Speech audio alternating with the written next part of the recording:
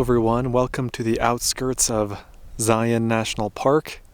This is my campsite for the night.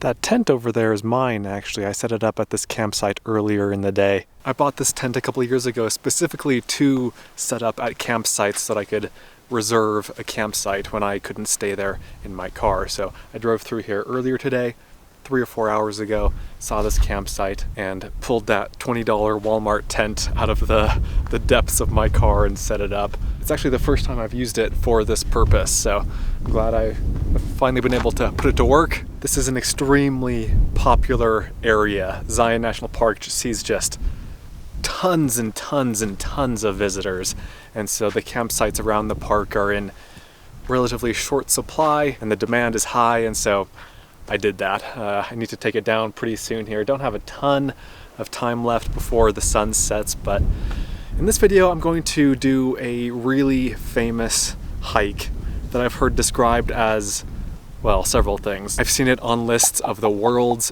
best hikes. I've seen it on lists of the national park's best hikes or best hikes in the United States. This is an extremely well-regarded hike. That hike being the Narrows in Zion National Park.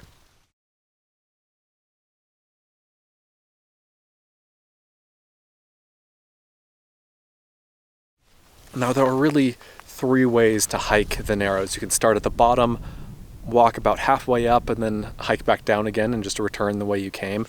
For that you don't need a permit, you can just go up. And that's what most people do because you don't need a permit, because it's relatively easier to do physically. I'm gonna see probably hundreds and hundreds of people doing that tomorrow. This is not going to be a hike where I'm the only one hiking. There are gonna be lots and lots and lots of people around. The second way of doing this hike is from the top down. So basically you get a shuttle to take you to the top and you hike down in 2 days. So this hike is a 17-mile hike. It's quite a long hike. And you hike, half of it one day, camp in the canyon, in the Narrows, and then hike the rest tomorrow. And then there's the third way, which is the way I'm doing it, is to do it all in one day. And so tomorrow morning at 6 a.m. I'm getting a shuttle bus ride to the top to a place called Chamberlain's Ranch. And I'll start hiking probably around 7:30. There's not like a trail, you're hiking basically through the river, and you have big pools to negotiate and rocks and boulders, and it's not gonna be just like easy, smooth sailing along a trail. So we'll see how it goes. Because I will be hiking through the water, you really want to have special pants or like a wetsuit or a dry suit or waders or something to that effect so that you don't freeze to death, basically. And so I, about an hour ago, rented this stuff. So I rented a dry bag. I have several dry bags at home, but I didn't bring any on this trip, so I rented that one. I'll put maybe food and some electronics in it while I'm hiking. Got some, I think these are like canyoneering boots. And then I got chest waders. These are Simms chest waders for fly fishing, but this is what I'll be wearing tomorrow. Now I fish myself and I have chest waders, but I didn't want to hike 17 miles in my own waders. I'd rather put that wear and tear on someone else's, so I rented these. The waders and the boots were about, I don't remember, $55 or $60 I think to rent. And then tomorrow night, once I'm done with the hike and back at my car, I will return those to the place I rented them from. All right, I've got some planning to do. I need to take down that tent. I need to pack my backpack, get my food ready for tomorrow and all that good stuff. So I'm gonna stop filming for now. I'll see you guys sometime tomorrow morning. Good morning from the Zion National Park Visitor Center parking lot. Gonna go wait in front of the flagpole that's over here. I'm pointing, you can't really see because it's dark. Actually, we have the technology to change that. There's a flagpole over here, that's where the shuttle is gonna meet. Then we'll be whisked off to the trailhead.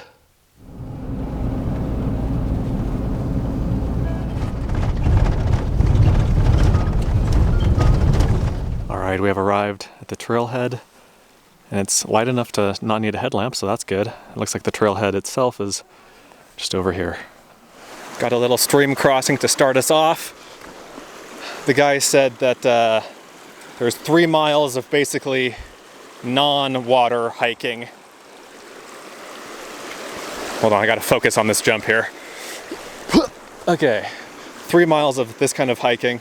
That is hiking on road and trail until we actually get to the part where we have to get in the water. So the guy was saying that it's best to not get wet right away because got a few miles of dry hiking, so save the getting wet part for later. I think the shuttle was about $60.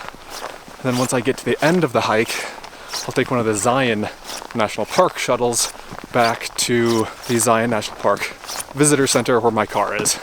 So, long day, lots of little moving pieces to string together, but I'm excited. Oh, and it's pretty cold. The thermometer in the van said that it was 23 degrees.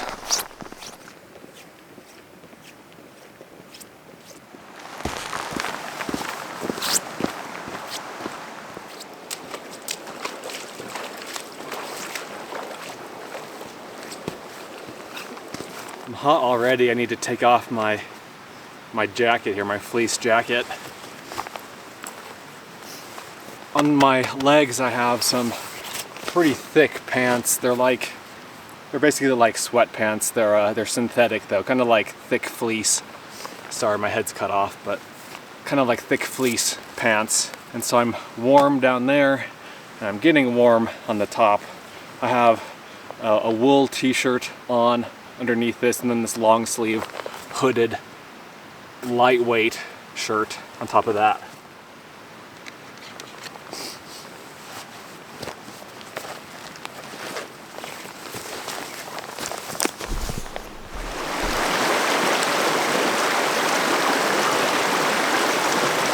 So far the waders and the boots are doing a great job. No leaks yet. We'll see once I get into deeper water, you know, knee deep, hip deep, chest deep water. You know, maybe there's a leak higher up on the waders, but so far in this like calf deep water that I've been wading through, no leaks, no issues with the waders. So far, so good.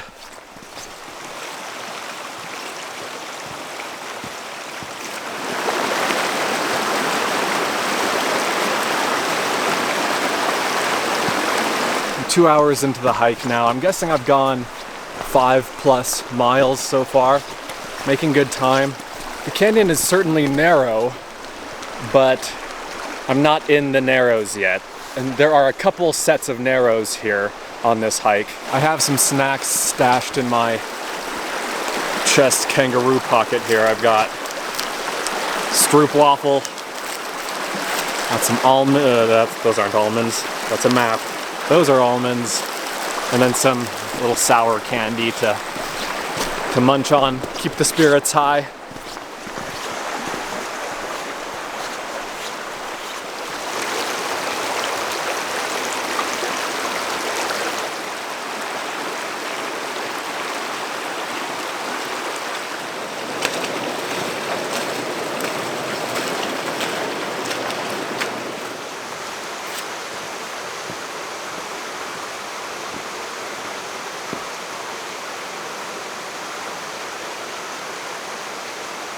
Ah, here we go. This is a proper narrows right there.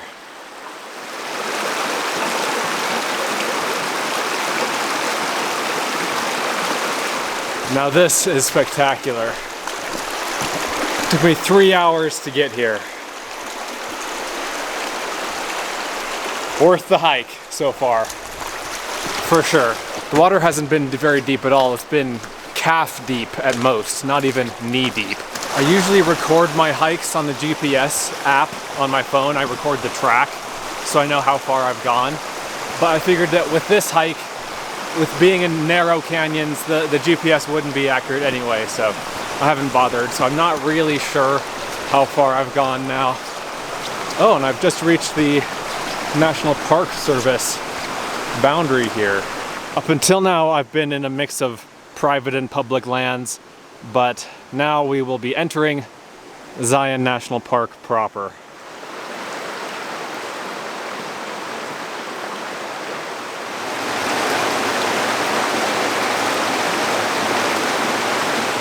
Look at all this beautiful fall foliage. Yellow, orange, brown, red. Beautiful, beautiful time of year to hike the Narrows.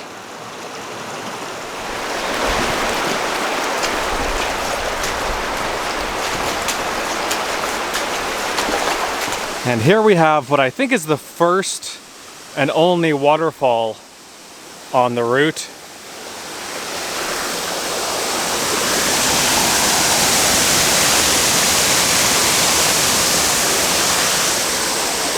You're supposed to just jump down head first into that and swim on out. Just kidding, you can hike up around it this way. It's amazing that there's this natural little cleft in the rock right at the waterfall that makes it trivial to go around. Otherwise, if this weren't here, you would need to rappel down that waterfall, completely changing the character of this hike.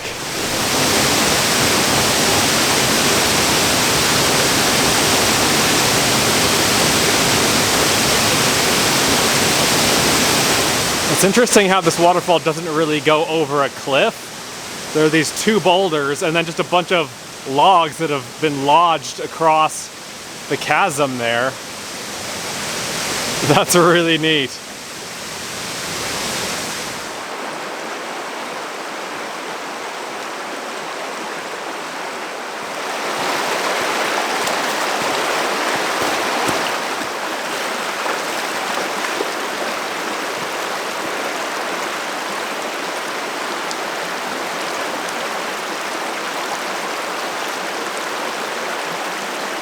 So what I've been hiking along and through, this here is the North Fork of the Virgin River, and I've come to this spot where another creek from right here runs into it. This is Deep Creek. Deep Creek here is 7 miles into the hike, so not quite halfway in.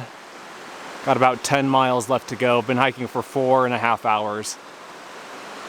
I've been going at a kind of a leisurely pace, and I've been stopping to take a lot of footage, but I'm really enjoying it. This is the direction we're headed, just more beautiful, narrow canyons.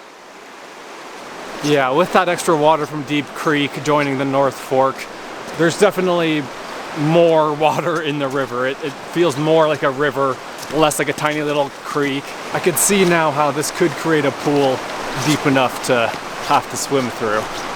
Still haven't gotten to that point yet. Again, still haven't gotten to any especially deep spots, but now that the volume of water has doubled, I think that's a distinct, imminent possibility.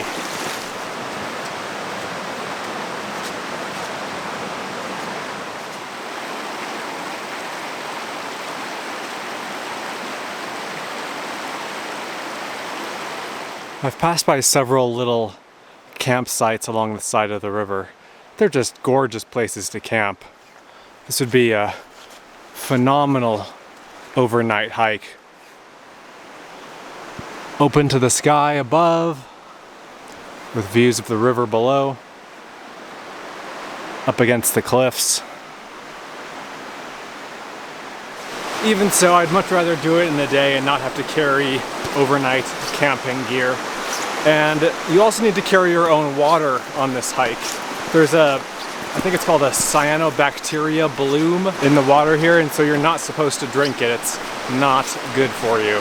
You're not even supposed to dip your head under the water. I've brought 3 liters of water with me on this hike. There is one spring that is safe, apparently, to filter water out of. It's called Big Spring. We'll pass it in a couple miles, I think.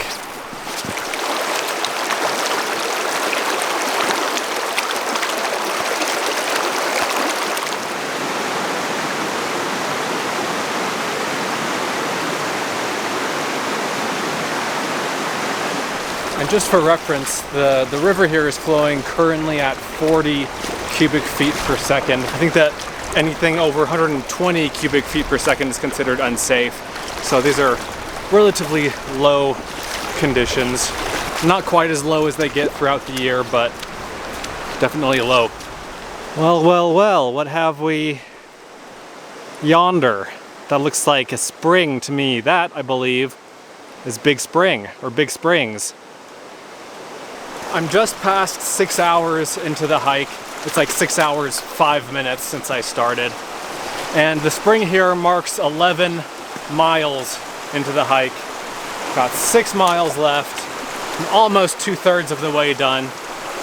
And believe it or not, I've not seen a single person, a single other person since leaving the trailhead. Now that'll change here at Big Springs because this is the point at which day hikers can reach. So I'll be meeting all the day hikers after this. In fact, these are the first hikers I've seen in 6 hours. What a beautiful thing.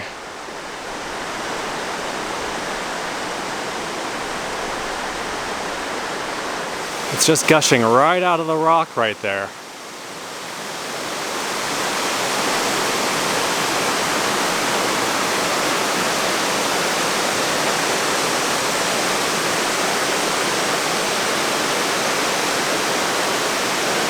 I think we're almost to like the main attraction here, the Narrows. At least I think that's the case just from looking at the map.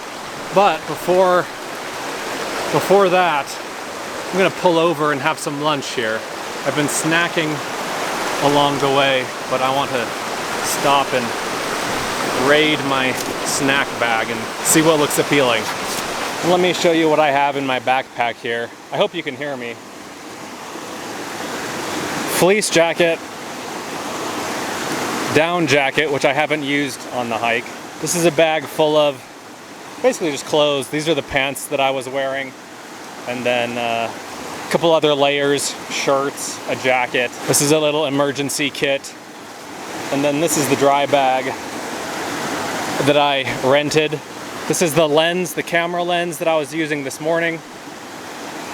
It's a better low light lens than the one I'm currently using. Electronics, got a little battery pack here, got camera batteries and SD cards in here, a spare camera in there, and a USB cable. And then finally at the bottom of the bag, this is the snack repository. And there's not a whole lot in here that's very interesting. Protein bars, beef jerky, some cookies, some fruit leather stuff, various other hiking / energy bars. Basically just sugar-rich, carbohydrate-rich hiking fuel.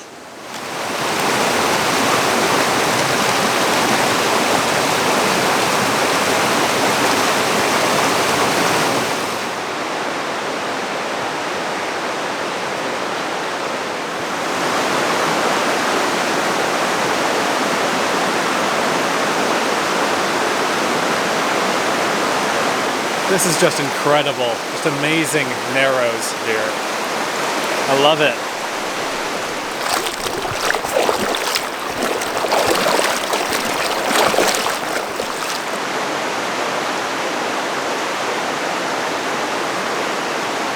The walls on the side of the canyon are getting bigger and bigger. I mean, this has to be 1,000 feet high. This wall right here. Somewhere in that realm. There's some people down there for scale.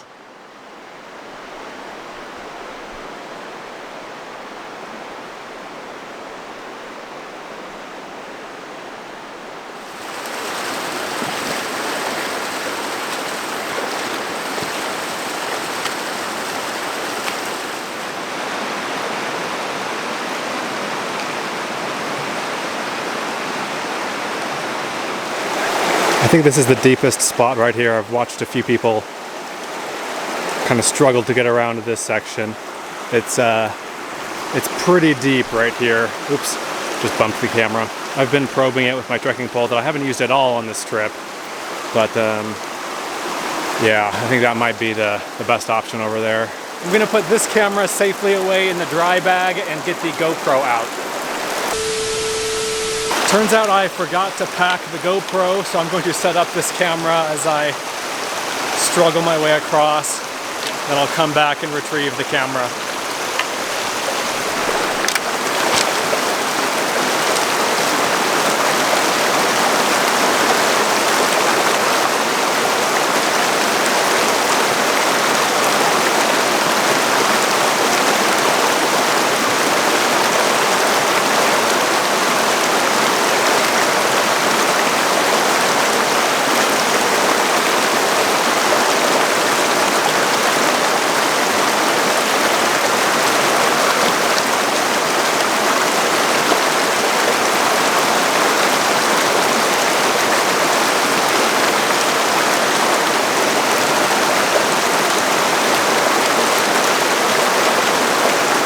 Well, to be honest, that really wasn't nearly as bad as I thought it would be. I watched several people go across that and struggle, but if your feet hit the right stepping stones underwater, it's not too bad. And I guess if you're tall enough to make it so that your armpits go above the water, then it's not too bad. If you were shorter, then it would be a little bit more stressful, I think.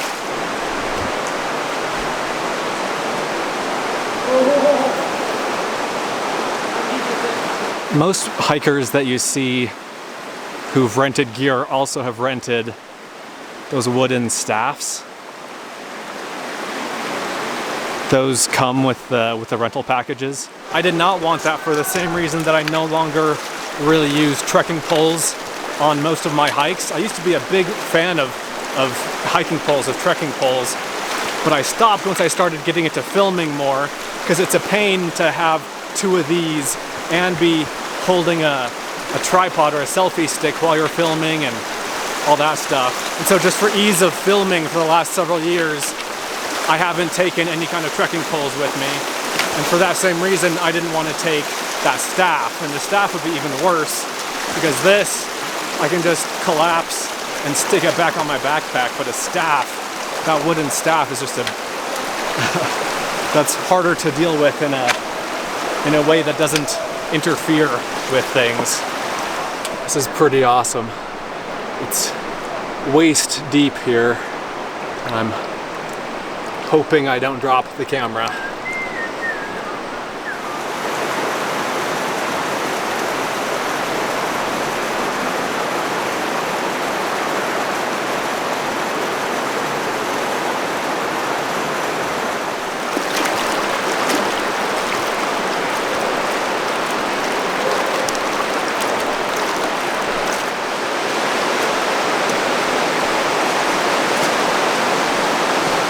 I have to keep reminding myself to turn around and look back, because I'm just looking forward to, oh, what's around the corner, and I'm looking at this beautiful view in front of me, but the view is just as great behind me. I've been hiking for about 8 hours, 15 minutes. In another 20 minutes maybe, or half an hour, I'll be kind of at the spot where there's like a paved trail. So you can hike a paved trail for a couple miles, and I've done that before, just like the start of the canyon. So pretty soon I should be getting to that part.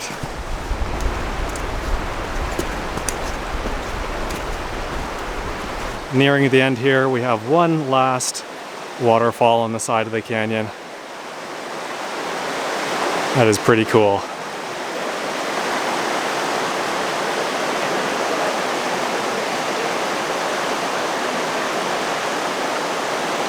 And just like that, I'm at the start of the little trail that marks the start or the end of this little adventure, depending on which way you're going. This is the end of the Riverside Walk. It's a trail that starts at the end of the Zion Canyon shuttle route. And that in and of itself is a great little walk, very flat. It's worth doing if you don't have the time or the stamina or the weather or whatever to do the Narrows here. Let's take one last look at the mouth of the Narrows here. So I did this Riverside Walk hike 6 or 7 months ago, and I ended right here, and I saw people continuing on with their waders and their boots and their staffs, and I thought, man, that looks fun. So it's great that I was able to come back and do the entire thing. It feels really good. From here it's about 1.2 miles back to where the shuttle bus can whisk me back to my car. And it took me, by the way, 8 hours 45 minutes to get here, so it should be around 9 hours, maybe a little bit more, to get back to the trailhead.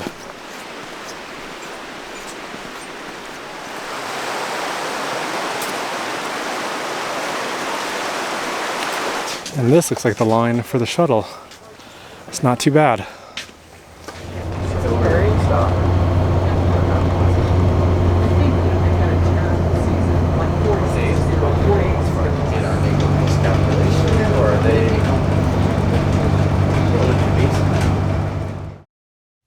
Alright guys, so I'm back in Springdale, which is the little town just outside of the entrance to Zion National Park. The bus ride went great. It took half an hour to get back to my car, and then I drove a few minutes down the road to the place that I rented the gear from. I just returned that gear, got that all squared away. And then, like I think I said, as I was finishing up the hike itself, it took me exactly 9 hours to finish that hike. So 9 hours for 17 miles.